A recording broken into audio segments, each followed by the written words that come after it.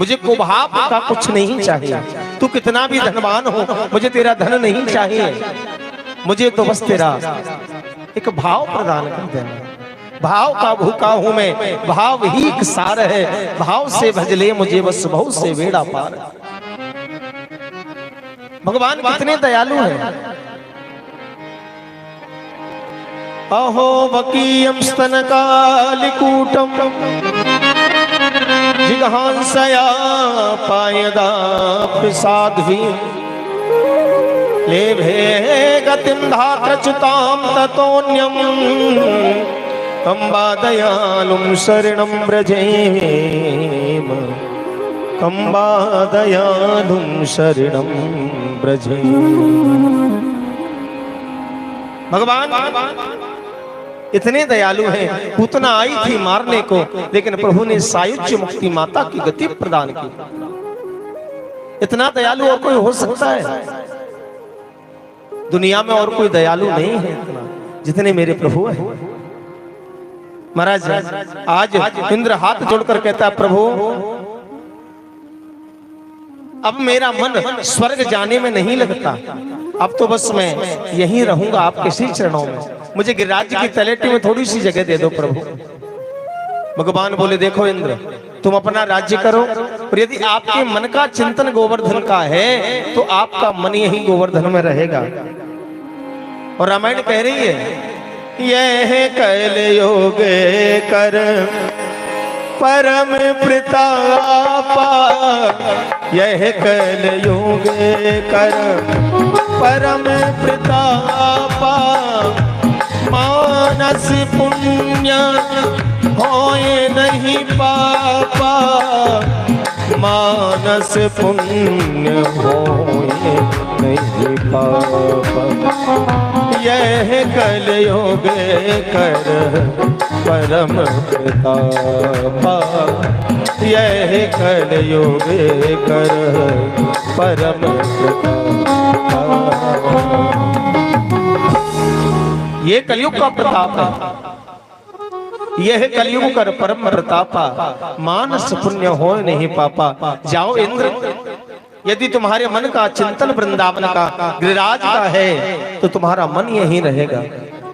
और ऐसा कहकर भगवान इंद्र से कहते हैं, जाओ इंद्र, मैंने तुम्हें क्षमा कर दिया। याद आएगी उनको कभी ना कभी, प्रभु दर्शन तो देंगे कभी ना कभी। ऐसा विश्वास मन में जगाते चलो, कृष्ण गोविंद गोपाल गाते चलो। विश्वास हो, ऐसा विश्वास मन में जगाते चलो, कृष्ण गोविंद गोपाल गाते चलो। आज इंद्र भगवान को प्रणाम करके चला गया। मेरे परमात्मा पावन लीलाओं को करते हैं ब्रज में, जिसमें एक बड़ी पावन लीला है जिसको महारास की लीला कहते हैं। भगवान की रासलीला का यदि दर्शन करना है आपको, तो रासलीला का दर्शन करने के लिए कुछ नियम है। बिना नियम के यदि रासलीला का दर्शन करोगे, रासलीला का श्रवण करोगे, तो महाराज आपको वो समझ नहीं आएगी। क्योंकि लोग कहते हैं भगवान को रासलीला क्या करना था, क्या दर्शाना था प्रभु। तो महाराज ये कोई साधारण पुरुष और स्त्री की लीला नहीं है। ये मेरे परमात्मा ईश्वर और जीव की लीला है। ईश्वर अंश जीव अविनाशी, चेतन अमल सहज सुख राशि। वेद व्यास जी महाराज वर्णन करते हैं, प्रथम सुमिर भागवत भक्त भगवत बानी, द्वितीय आराधे भक्ति व्यास नव भांति बखानी, तृतीय करे गुरु समझ दक्ष सर्वज्ञ रसीलो, चौथे होए विरक्ति बसे बनराज बसीलो। पांचे भूले दे सुध, तब छठे भावना रास की। सात पावेरी तिरस, स्वामी श्री हरिदास की। सात पावेरी तिरस, स्वामी श्री हरिदास की। रास का प्रसंग यदि श्रवण करना है तो कुछ नियम है रास प्रसंग श्रवण करने के। मन की विरक्ति वाला व्यक्ति ही रास का प्रसंग श्रवण कर सकता है। देह की सुध जो भूल जाए वही भगवान का और ये प्रसंग श्रवण कर सकता है। अनेक नियम बताए हैं आज मेरे गोविंद ने। और रात्रि कालीन बेला, रात्रि का समय है, रात्रि के समय शरद पूर्णिमा की रात है और यमुना किनारे सुंदर अपने वेणु का निनाद किया। बोले निशम्य गीतम नदनंग वर्धनम, ब्रजश्रिया कृष्ण गृहीत मानसा। आजग मुरन्यो यमलक्षतो उद्यमा, शयत्रिकांतो जबलोल कुंडला। मेरे गोविंद ने वेणु का निनाद किया। जो गोपी जिस कार्य को कर रही थी वो अपना कार्य करना भूल गई, बांसुरी की धुन में अपनी सुध बिसर गई, देह की सुध ना रही। कोई महाराज भोजन बना रही थी, भोजन करना भूल गई, भोजन बनाना भूल गई, दौड़ पड़ी बांसुरी की धुन की ओर, चली जा रही है दौड़ते दौड़ते। मेरे गोविंद बांसुरी का निनाद कर रहे हैं। आज मेरे गोविंद ने क्लीम काम बीज मंत्र का निनाद किया बांसुरी में। गोपियां दौड़ रही हैं। सुखदेव जी कहते राजा परीक्षित, ये गोपियां कोई साधारण स्त्री नहीं है। इन गोपियों का जो भगवान के प्रति प्रेम है वो अनन्य है महाराज। वो जो अनुराग है वो बड़ा ही सुंदर है। कृष्णम विदु परम कांतम, न तू ब्रह्म तया मुने। गुण प्रवाहो परमास्ता, आसाम गुणाधिया कथम। गोपियों का जो भगवान के प्रति अनुराग है वो महाराज वो बड़ा ही पावन है। ये गोपियां भगवान को अपना सर्वस्व मानती हैं। यहां गोपियां दौड़ती चली आ रही हैं। भगवान के चारों तरफ गोपियां खड़ी हो गई। मेरे गोविंद बीच में बांसुरी बजा रहे हैं।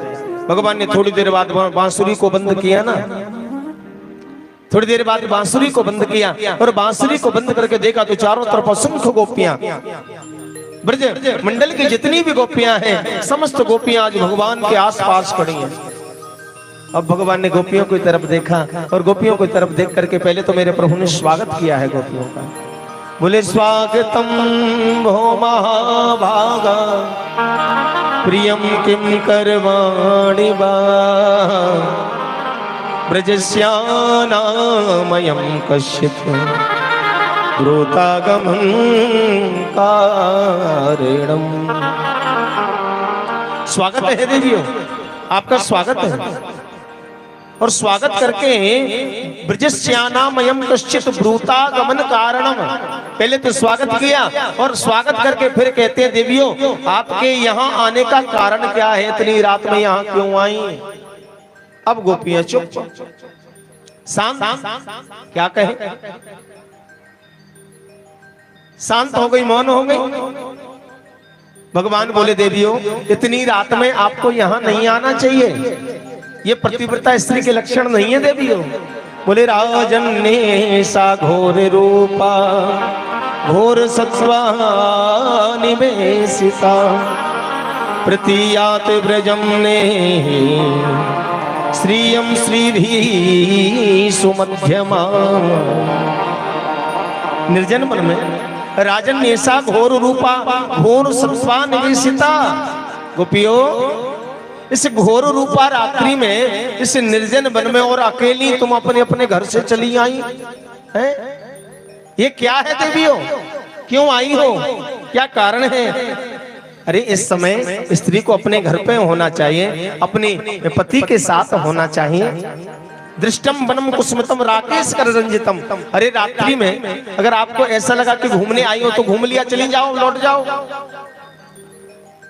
एक गोपी थोड़ा सा क्रोध करके बोली, आंखें निकाल कर, अच्छा पहले तो बांसुरी बजा के हमें बुलाओ, फिर कह रहे हो काय क्यों आई हो, हैं? क्यों बुलाया आपने हमें? भगवान बोले, मैंने कब बुलाया, मैंने तो बांसुरी बजाई, मैंने ना तुम्हारा नाम थोड़ी लियो। एक गोपी कहती है, गोविंद आपकी जो बांसुरी है ना, जब यह बजती है तो हमें ऐसा प्रतीक होता है, ऐसा लगता है कि हमारा नाम लेकर के बुला रही है। ऐसा लगता है कि हमारा नाम ले लेकर के ये बांसुरी हमें पुकार रही है, हमें बुला रही है। जो गोपी जिस कार्य को करती है, गोविंद आपकी बांसुरी जब बजती है ना तो जड़ चेतन हो जाता और चेतन जड़ हो जाता है। भगवान कह रहे हैं वो तो ठीक है, पर इतनी रात में आपका यहाँ आना उचित नहीं है, ये पतिव्रता के लक्षण नहीं है। अरे पतिव्रता कैसी होती है? पतिव्रता के लक्षण दर्शाए प्रभु ने। पतिव्रता होती कैसी आपको बताएं महाराज? एक गोपी बोली, बताओ कैसी हो मैं पतिव्रता?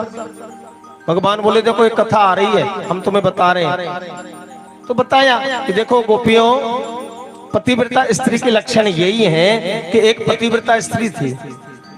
बोले हाँ गोविंद, गोपियां सुन रही हैं, भगवान सुना रहे हैं। वो जो पतिव्रता स्त्री थी, तो महाराज वो पतिव्रता स्त्री पतिव्रत धर्म का पालन करती थी। अब पतिव्रत धर्म का पालन करते करते बहुत दिन हो गए। एक दिन वह आंगन में बैठ करके कुछ काम कर रही थी। उसका छोटा सा 1.5 वर्ष का बालक था, वो बालक आंगन में खेल रहा था, वो कार्य में व्यस्त थी। इतने में उसका पति आया, पति ने जल मांगा, पीने के लिए, देवी जल पिलाओ। महाराज जब जल मांगा पीने के लिए तो पानी लेकर के आई और बैठ गई। बातें करने लगे दोनों आपस में। बातें करते करते पति को थोड़ा सा आलस आ गया। बोले अब कहां जाऊं सोने के लिए? तो अपनी पत्नी की गोदी में ही सर रख के सो गया। पत्नी की गोदी में सर रख करके जब वह सो गया, इतने में उस पत्नी ने क्या देखा कि उसका 1.5 वर्ष का बालक है छोटा सा, वो खेलते खेलते अग्नि जल रही थी चूल्हे में, अग्नि कुंड था, उसके पास में चला गया। वो पतिव्रता स्त्री सोच रही है, हे प्रभु ये बालक 1.5 वर्ष का है, अबोध है, जानता नहीं है, प्रभु ये बालक अगर अग्नि कुंड में गिर गया तो जल जाएगा। महाराज वो सोच रही थी मन में, प्रभु बालक की रक्षा करना। इतने में वह बालक महाराज खेलते खेलते उस अग्नि कुंड में ही लुढ़क गया। जब अग्नि कुंड में वह बालक गिर गया तो उस स्त्री ने आंखों को बंद कर लिया। विचार करती है, अगर मैं उठ करके जाती हूं तो मेरा पतिव्रत धर्म नष्ट होता है। अगर मैं उठकर जाती हूं तो मेरा पतिव्रत धर्म नष्ट होता है, और अगर नहीं जाती हूं तो मेरा बालक जल जाएगा। क्या करूं? मन में सोचा, आत्मा कहती है कि पतिव्रत धर्म नष्ट नहीं होना चाहिए, बालक तो दूसरा भी हो जाएगा। लेकिन फिर भी उसका मन नहीं माना। आंख बंद करके आंसू बह रहे हैं। भगवान से प्रार्थना की, हे प्रभु यदि मैंने अपने जीवन में पर पुरुष की तरफ देखा भी ना हो, अच्छे मन से भाव से और पतिव्रत धर्म का पालन किया हो, तो मेरी बालक की रक्षा करना। आंखों से आंसू बह रहे हैं। महाराज कुछ देर बाद उसके पति की नींद खुल गई। पति से कुछ नहीं कहा बेचारी ने, पति तो बाहर चला गया। जैसे पति उठ करके गया, बेचारी दौड़ करके गई। जब गई तो जाकर के क्या देखती है कि अंगारे जल रहे हैं, लेकिन उसका बालक ऐसे खेल रहा है जैसे फूलों में खेल रहा है। बालक को उठाया, हृदय से लगाया और भगवान को धन्यवाद दिया, हे प्रभु आज आपने मेरे पतिव्रत धर्म की रक्षा की। भगवान बोले ऐसी होती है पतिव्रता, तुम जैसी नहीं कि रात में 12 बजे अपने अपने घर को छोड़ के जंगल में चली आई अकेली। जाओ यहां से, लौट जाओ। एक गोपी बोली, कन्हैया एक बात हमें भी आती है कहानी ऐसी, हम सुनाएं। भगवान